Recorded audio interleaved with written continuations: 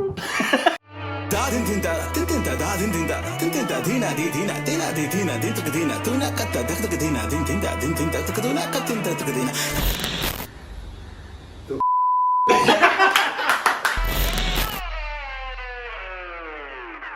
leave it dangling there if you don't want me to tickle it. That's what she said. Hey, welcome back to our Stupid Reactions. What's up, Corbin? I'm Rick. That was called a wee. Give him a softball sometimes. Yeah, that's what she said. Alright, this is going off the rails already. Watch, you're gonna pick some auspicious, very somber thing to react to, aren't you? Bearded bastard. Today we're doing a holy song. No, we're not. Okay, good. But we are doing a little, I think it's a little interview with, say his name again? Shashi Tharoor. Yes, cool. I know very well. Yep. Love listening to him speak. Yep. But this is Shashi Kapoor interview, How British Colonialism Destroyed India. I can tell you a few ways. Oh, yeah, we kind of know a lot about that already. I can tell you I agree with him. Yes, already. We agree that British colonialism destroyed Most things. India. Yeah, in fact, most everything the British touched, they've screwed up, except for theater. It's true. Just kidding, Brits. We love you stupid babies who live in the UK, but you guys do have a really bad track record. We love you now. Now. You're much better now. It's okay. I hate most of American history, so it's fine. It's what you are now. You've learned from the mistakes. Yeah, so you didn't colonize the world. No. That was to your ancestors. Ours too. Yeah. But we rebelled. Yeah. Anyways, once again, off the rails. Here we go. Britain destroyed India through looting, expropriation and outright theft, all conducted in a spirit of deep racism and amoral cynicism. Accurate. A blistering critique of our colonialist past by a man who was once one of the world's leading diplomats, Shashi Tharoor, now an Indian MP. He's just published his latest book on the iniquities of the British Empire, and its themes have echoes today.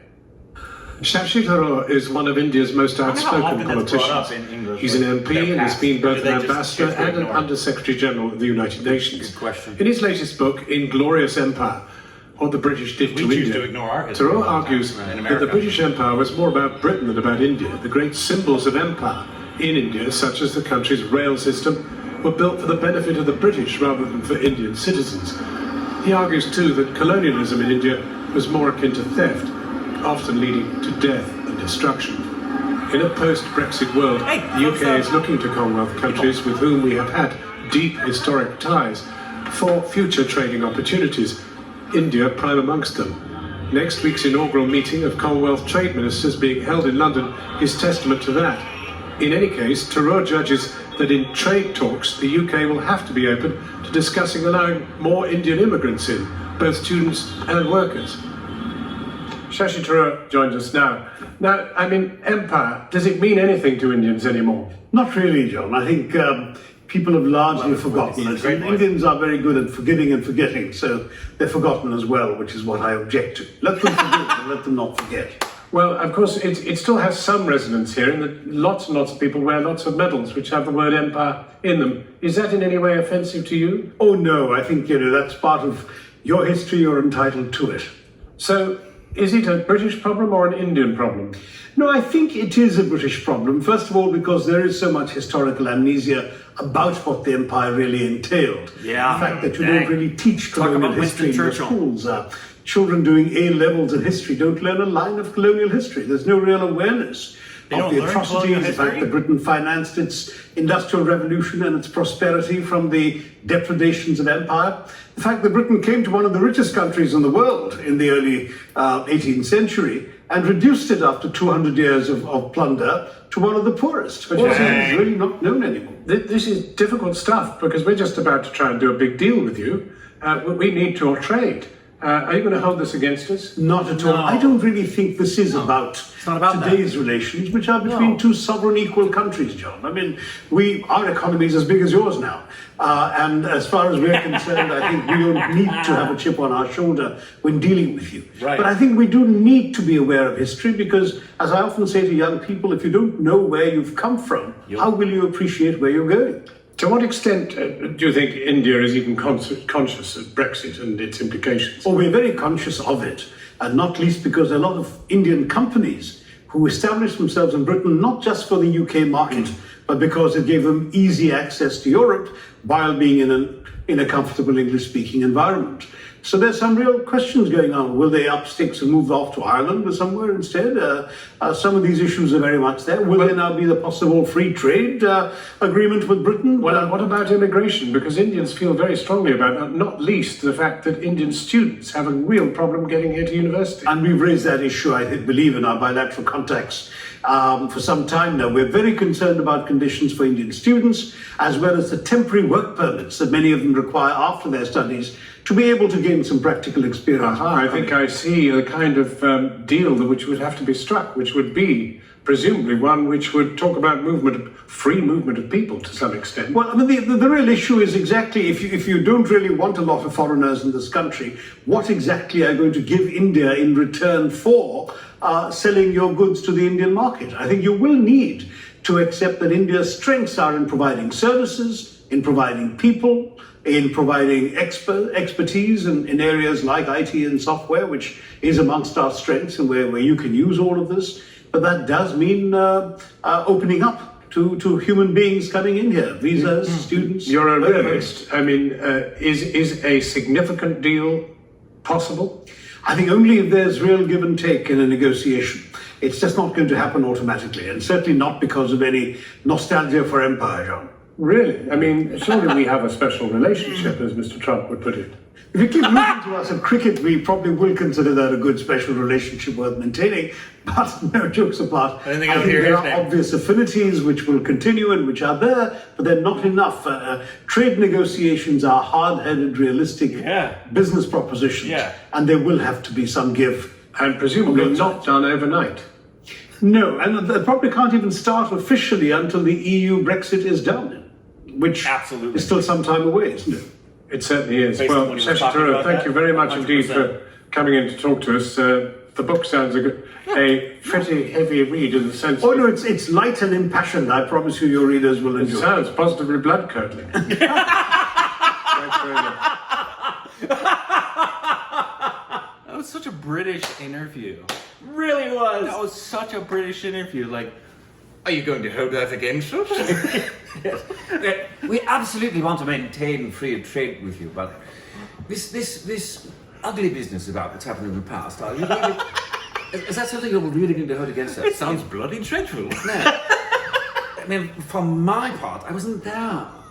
So, I mean, do we really have to rehash all of that ugliness? Because it sounds dreadful. I love what he said though about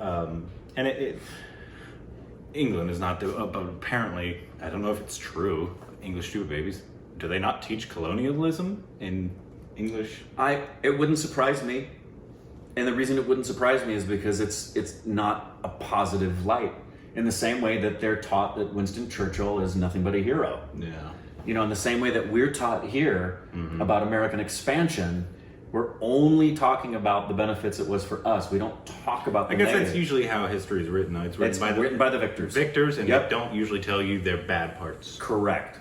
Which upsets me. Like I always bring this up, and it's a really beautiful thing. When I took Ashley to go to the very first time to go to the Holocaust Museum here. They have people who take you on the tour for the couple of hours, and they explain everything. And it was a German woman, young, like 24, 23 probably. And one of the people in our group asked her, because everybody there volunteers, they don't get paid. And they were intrigued, said, why are you doing this? We find it interesting that you're a German taking us through the Holocaust Museum. And she said, because in Germany we feel, and she was speaking about the Germans. Oh, I know what they feel about. Yeah, she said, we feel a deep level of shame, and it's the least that we can do because we don't want to forget what happened, and we feel a level of responsibility for it, even though you wish everybody would do that. Because it's illegal to be a Nazi in Germany. It's illegal to fly the flag. Right. Because they're like that. We do not want to be associated with that part of our past. Because we know it was evil. Yes. Right. You would wish every country would do that with their. They Right. would acknowledge it, and then also not allow it to continue. Yeah, but there is a decorum in England about we don't talk about the dirty laundry. We don't talk about the stains in the underwear. That's not something we're going to look at. They probably have more than most. Yes. Especially in their They history. really do. And that's why I think it is, well, like he said at the end, I think that was kind of a disservice. It does, Inglorious Empire, talking about the things that England has done wrong, he's wanting people to see it from the vantage point of the realities of what England did and learning from it and recognizing it's the past. He even said, I'm not going to hold it against you today. Yeah.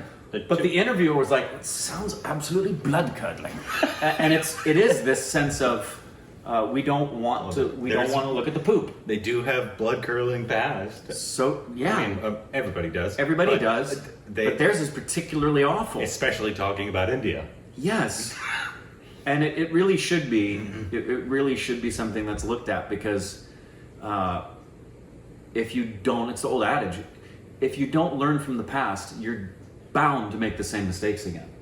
And if you don't recognize what happened in Nazi Germany, if you just relegate that to, oh, an evil man came to power. No, actually the circumstances that were going on there made it what it was. And if you were living in Nazi Germany at the time, you might be surprised how much you applauded Hitler if you were there. And if you don't believe that, you're not really educating yourself. Yeah. So yeah, A lot of people don't realize how popular he was. yeah, and how many good things he did for Germany before he Yes. did what he did to the Jews. Yes. And the Armenians, and the gays. And you go down the list of the non-Aryans, which is funny because he wasn't a purebred Aryan himself. Yeah. Anyway, I would be I bet his book is brilliant. I bet it's absolutely spot on. I say it every time. He'd be a fun person to talk to.